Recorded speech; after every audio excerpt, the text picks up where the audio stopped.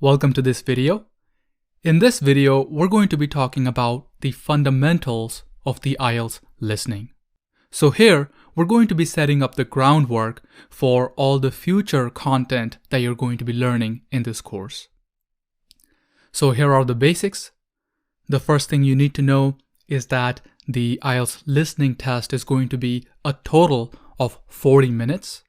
So in these 40 minutes, you're going to have 30 minutes to answer the questions for sections 1 through 4. So within 30 minutes, you're going to be answering all 4 of these sections. And then at the end of those 30 minutes, your time is going to be up and you're going to have an additional 10 minutes to transfer your answers into your answer sheet. So when you are writing down your answers during the initial 30 minutes, you should be writing them down in your test booklet.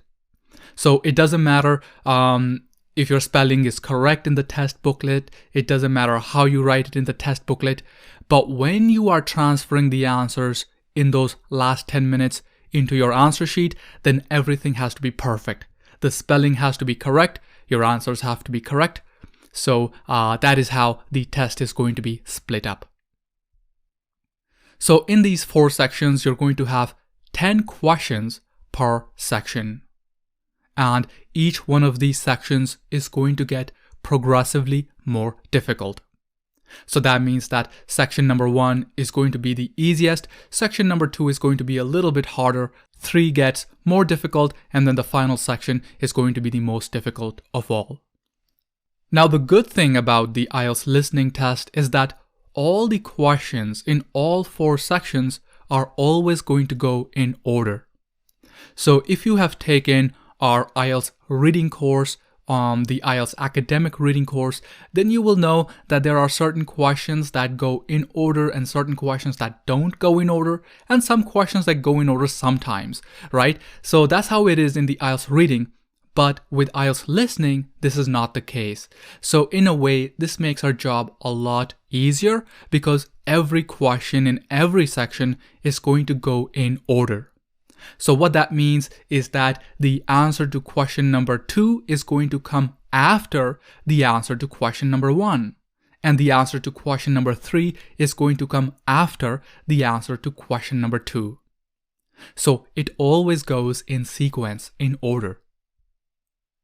Next, keep in mind that you will only hear each recording one time. So this is why it's really important to practice this at home, to practice the test questions at home before you take the test, and also practice paying really close attention so that you don't miss any information.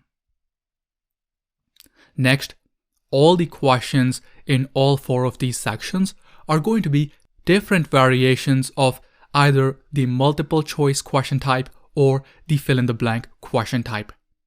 So in the entire test, you're only going to encounter these 2 basic types of questions, but you will see different variations of these question types, and we're going to go over those different variations in another video.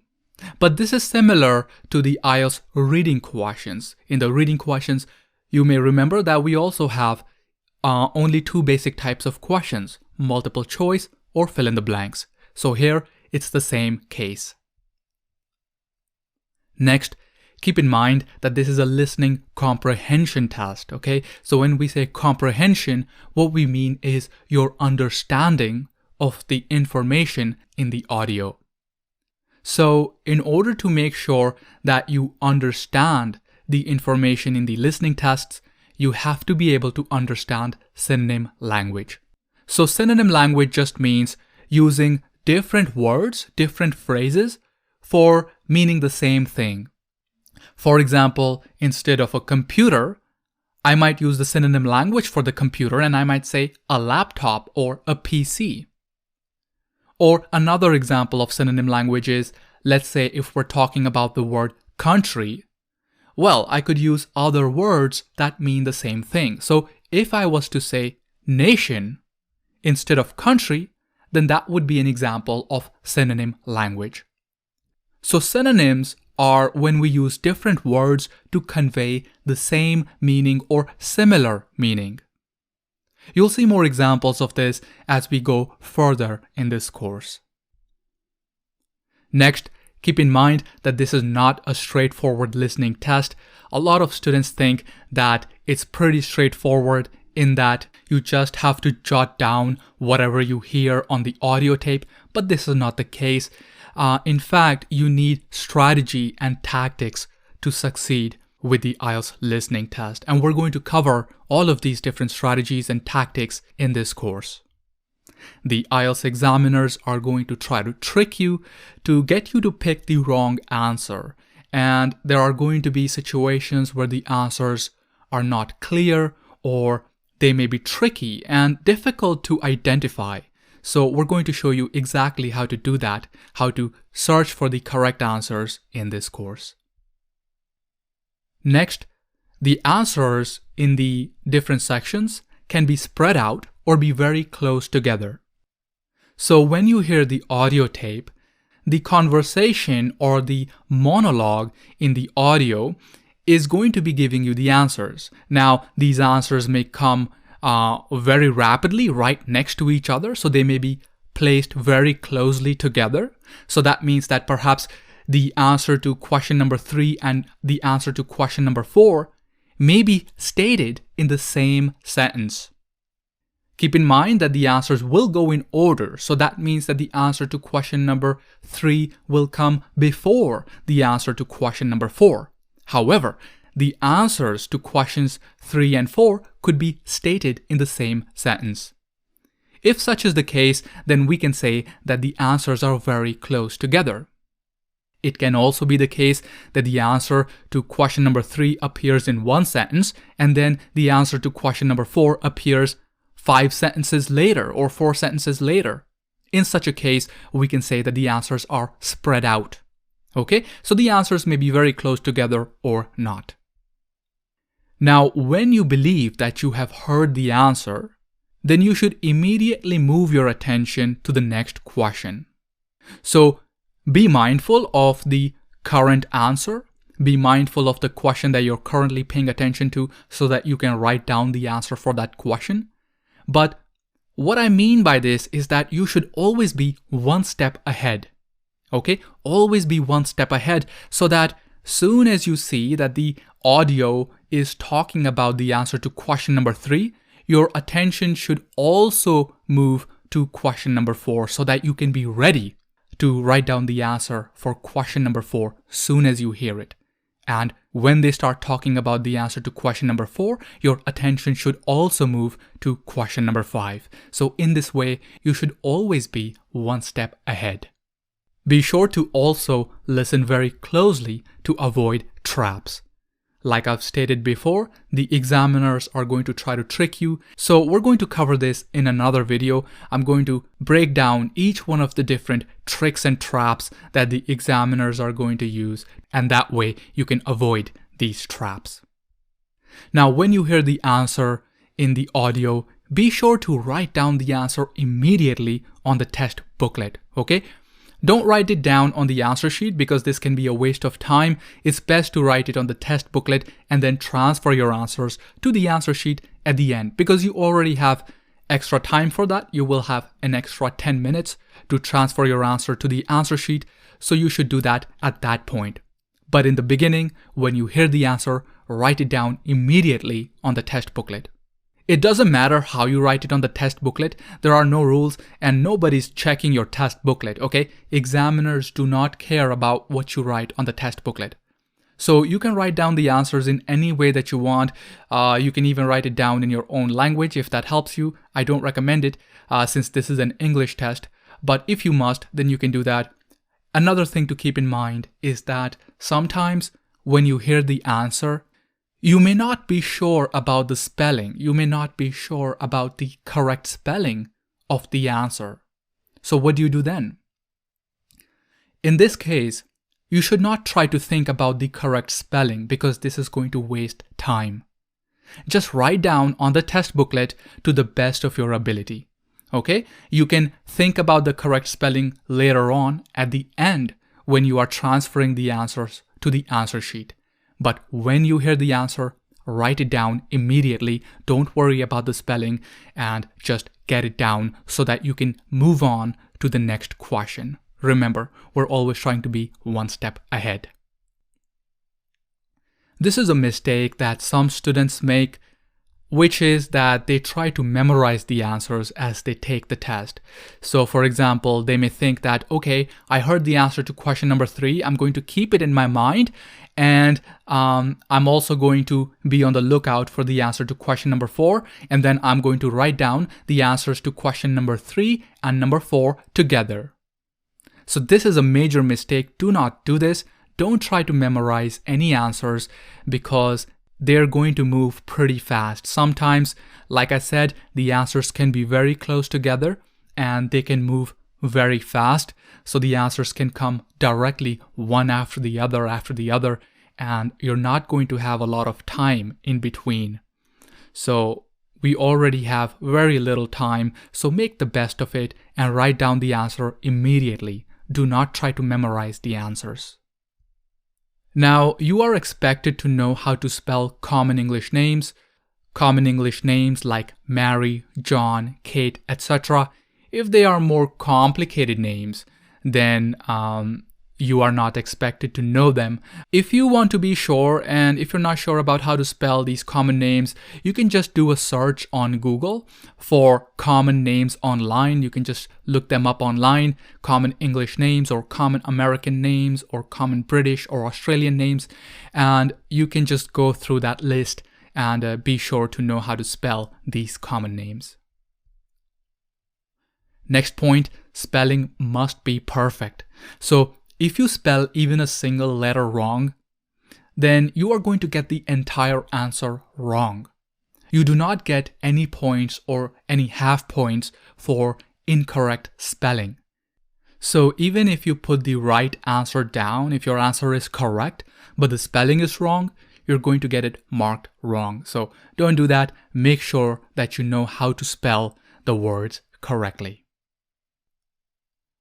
Finally, if you have missed any questions, then it's best to just move on to the next question. Don't get hung up on a question and just move on, okay? Because if you get stuck on a question and you spend time there, then you're going to get all the other questions wrong too. All the other questions that follow it, you're going to miss those too. So what you have to do is, if you miss the answer, just guess the answer and move on to the next question. It's always best to guess because you don't get points docked off for guessing incorrectly. Because if you leave it blank, you're still going to lose a point anyway. So for that reason, it's best to just guess the answer and take your chances. Now, here I want to give you a brief overview of the different sections and what you can expect in them.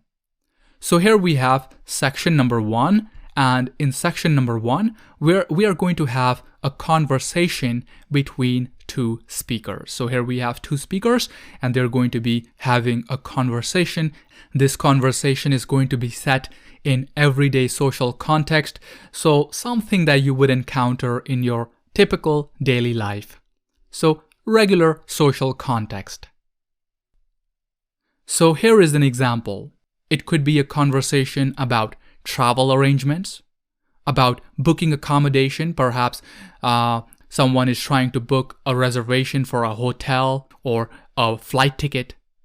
Or it could be about decisions on a night out. It could be a conversation between two friends who are trying to decide on the restaurant where they should eat tonight. Okay, so it's going to be something like this, something that you would encounter in everyday social context. Here we have section number 2. Section number 2 is going to be what we call a monologue. A monologue is a speech that is given by only one person. So here we just have one person. So only one person is going to be talking throughout the section 2 recording. Section 2 is also going to be set in everyday social context. So here's an example. It may be a speech about student services on a university campus, or perhaps this person is giving a speech on the arrangements for meals during a conference. Okay, so they may be talking about arrangements for meals in a conference or a meeting or something like this. Then we have section number 3. In section number 3, we have a conversation between 3 to 4 people. The context for this conversation is going to be an educational or academic context. So something related to studies, universities, schools, and so on. So here is an example. It may be a conversation between a tutor and a student about an assignment, or it may be a conversation between 3 students planning a research project. So this is going to be a conversation. It may be a conversation between 2 people, between 3 people, or between 4 people. Next, we have section number 4, our final section. This one is also a monologue. That is a speech by one person. So this one is set in an educational or academic context. So section number 1 and 2 are about the everyday social context. Section number 3 and 4 are about the educational or academic context. Here is an example of section number 4. Someone may be giving a lecture or a talk about general academic interest, such as a university lecture. So they may be talking about a certain subject that is covered in a university lecture or something related to that. I hope this clarifies what to expect in each one of these 4 sections. Of course, we're going to see more examples of this later down in this course. Now, I want to leave you with the 5 keys to success before I end this video. So here are the 5 keys to success. Each one is absolutely critical. The first one is vocabulary. You have to know the IELTS vocabulary in order to do well on this test. In fact, you have to know vocabulary to do well on every section of the IELTS exam. Without vocabulary, you really cannot know what is being spoken of. In fact, if you don't know vocabulary, then basically you don't know English. So vocabulary is absolutely crucial, and the best way to build vocabulary is actually to do a lot of reading. I suggest if your vocabulary is weak, I suggest that you pick up some content to read, and since you are preparing specifically for the IELTS exam, I would suggest that you pick up reading passages from the IELTS exams, from the IELTS practice exams, and go through those reading passages and highlight the words that you don't know the meaning of. So highlight those words and practice remembering the meaning of those words and try to use them in conversations and in writing down your thoughts and so on. So basically, you have to do a lot of reading in order to build up your vocabulary and then practice using them in order to remember that vocabulary. Next, let's talk about the prep time. So you're going to have some time to prepare. So this is usually going to be about 25 to 30 seconds of time before the different question sets. So you're going to have that time to mark the keywords, and it's also going to give you a chance to predict the answers. So we'll see more examples of this later in this course when we start to get into actually answering the questions. But for now, just know that you have to know how to use the prep time effectively. You're only going to have 25 to 30 seconds before each question set. So during that time, you have to mark the keywords very quickly. And if you have extra time remaining, then you should also try to predict the answers. Next, synonym language. This is absolutely crucial. So we talked about synonym language. Synonyms are different words that are used to convey the same meaning. So the answers are almost never going to be given to you in the exact language. So in almost every case, you're never going to hear the exact answer and the exact keywords from the question. Usually, the answer is going to be disguised in synonym language. So it's going to be hidden, and they're going to use different words that mean the same thing, and you have to be able to understand the meaning. So that's why I say that this is a listening comprehension test. It's not a simple listening test where you just listen to the recording and write down the answer, because they don't use exact words. They are going to use synonym language. They're going to use words that are different from the words that appear in the question, and you have to be able to understand the meaning of those synonyms. Next, pacing. You have to keep an eye on your current question as well as the next question. So we talked about this. Like I said before, you always have to be one step ahead. So keep your eye on the current question as well as on the next question. This is going to help you to pace yourself, because the answers can sometimes come very rapidly, directly, one after the other. So you have to be ready. Finally, the final key to success is to make a strong start. I talked about how the test gets progressively more difficult. So that means that sections 1 and 2 are going to be the easiest sections. You know, most of the students can do pretty well on sections 1 and 2. And if you do well on sections 1 and 2, and honestly guys, after you watch these videos, after you watch this course, you're going to see how easy it is to perform well on sections 1 and 2. So once you do that, then by the time you get to section number 3, you will already have a band 5.5 on the listening test. So by the time you have finished these first 2 sections, you already have a pretty good score. So now, when you are answering the answers for sections 3 and 4, which are more difficult in nature, but by the time you get to these more difficult questions, it will be very easy for you to now score a band 7, 7.5, or even higher.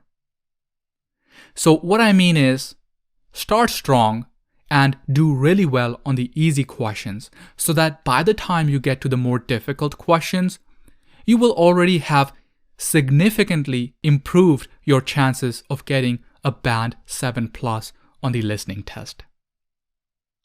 Alright, so that's all for this video.